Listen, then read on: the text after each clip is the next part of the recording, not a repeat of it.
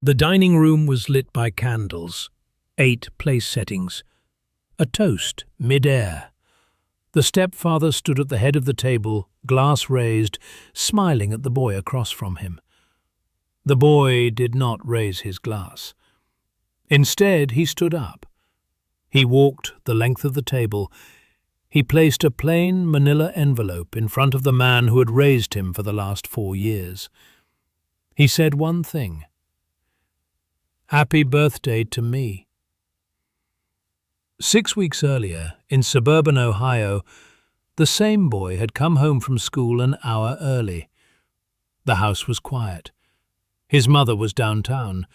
His stepfather's car was in the driveway, but the office door stood open, and the office was empty. Daniel was 17 years old. He had not gone looking for anything. On the second monitor in his stepfather's office, an open browser window. A bank in Belize. An active session. A balance. And in the memo line of the most recent wire transfer, 4 letters: DC, TRUST MGMT FEE. DC. David Carter. His father's name. His own initials. Daniel did not touch the keyboard. He stood in the doorway and counted. 11 transfers in 4 months, all to the same offshore account. He walked back to the front door, waited 2 minutes, opened it loudly, and called out that he was home. His stepfather came down the stairs, smiling. Daniel smiled back. That night, on the edge of his bed, Daniel looked at the framed photograph on his desk. Him and his father, the summer before the diagnosis. He did not cry. He did not call his mother. He understood without anyone telling him that he had 6 weeks. The next morning, Daniel sat in the school library at a corner computer the staff didn't monitor. He searched for the rules of trust law for minors. He learned 3 things. He could not file anything until he was 18. His stepfather, as trustee, had legal authority over the fund until that date. And every day before the birthday was a day his stepfather could move money, alter records, or disappear. That night, Daniel called a free legal hotline for minors. He spoke for 9 minutes about a hypothetical situation involving a hypothetical inheritance. The intake counselor heard something specific in his voice and gave him a direct number. Sarah Bell ran a small estate litigation firm 2 towns over. She agreed to meet him at a coffee shop on a Saturday morning. She listened for 40 minutes without writing anything down. Then she told him what he would need. The original trust agreement, not the version his mother had been shown, proof of the offshore transfers with dates and amounts, and a witness who could testify that the original trustee had been removed without proper procedure. Daniel had heard one name only once from his father years before: Robert Hale, a college friend, a retired attorney, living in Oregon. That weekend, Daniel climbed into the attic and opened a sealed cardboard box no one had touched since the funeral.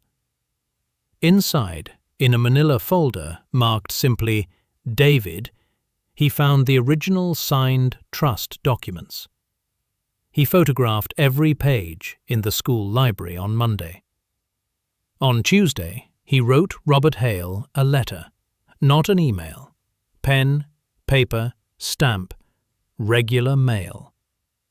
2 days later, Robert called Sarah's office. Robert had kept everything.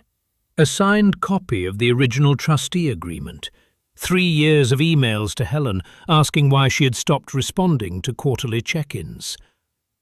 A handwritten note from David, dated 2 weeks before he died, naming Robert as the man he trusted to protect his son. Sarah began assembling the case. In the meantime, Daniel did the harder thing. He became a different boy in his own house. He helped with the dishes. He asked Marcus about work over dinner. He laughed at Marcus's jokes. He thanked him for things. He went to 2 football games with him and pretended to enjoy them. His mother watched all of this and softened. She told her sister on the phone that Daniel was finally settling in, that the hard years were behind them. On a Sunday in November, Marcus and Helen drove to the country club for their standing 4-hour lunch. Daniel knew where the spare key was kept, in a kitchen drawer behind the takeout menus. He went in. He photographed every document in the locked filing cabinet. He took nothing. He locked the cabinet. He returned the key. 3 weeks before the birthday, Daniel told his mother he wanted to invite his uncle, his father's brother, to the dinner. The uncle had not been in the house since asking Marcus a pointed question about the trust 3 years earlier and being called dramatic. Helen hesitated. Then she agreed. She wanted peace. 5 days before the birthday, Marcus passed Daniel in the kitchen and clapped him on the shoulder and asked if he had thought about what he wanted as a gift. Daniel said he had not. Daniel turned 18 at 6:47 in the morning, the minute of his birth on his certificate. He was awake. He was watching the clock. By 9, Sarah had filed an emergency petition in county court, a counting demand, immediate freeze. By noon, the offshore account, 3 domestic accounts, and a securities sub-account were flagged. By 2, federal forms had been transmitted to the Financial Crimes Enforcement Network. Marcus, in his downtown office, knew nothing. His phone was on silent. He was preparing a toast.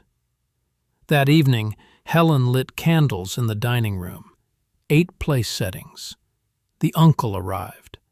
Robert, who had flown in from Oregon that morning, sat 2 seats to Daniel's right, introduced as a family friend. Marcus poured wine. Marcus stood. Marcus raised his glass. Daniel stood up, walked the length of the table, placed the manila envelope in front of him. Marcus opened it with a look of confusion. Inside, the court filing with his name, the frozen account confirmation from his own bank, the notarized affidavit from Robert, photographs of the offshore wire records, dates and amounts circled, a copy of the original trust agreement naming Robert as primary trustee. Marcus's face did the thing faces do, the half-second before composure returns. The uncle, quietly, said he had warned them.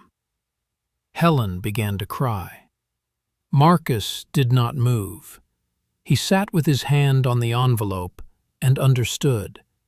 Any word he said next, denial, anger, apology, leaving, would confirm everything. In front of his wife, her family, his own friends, the brother of the man whose son had just outplayed him. He said nothing. Daniel sat down, picked up his fork, said the lasagna was excellent. The federal case took 8 months. Marcus lost everything. But the moment that ended him was not a courtroom. It was a dining room. And the boy was already eating his food. If this story satisfies you the way it satisfied him, subscribe. Every week, a new story. Every story served cold.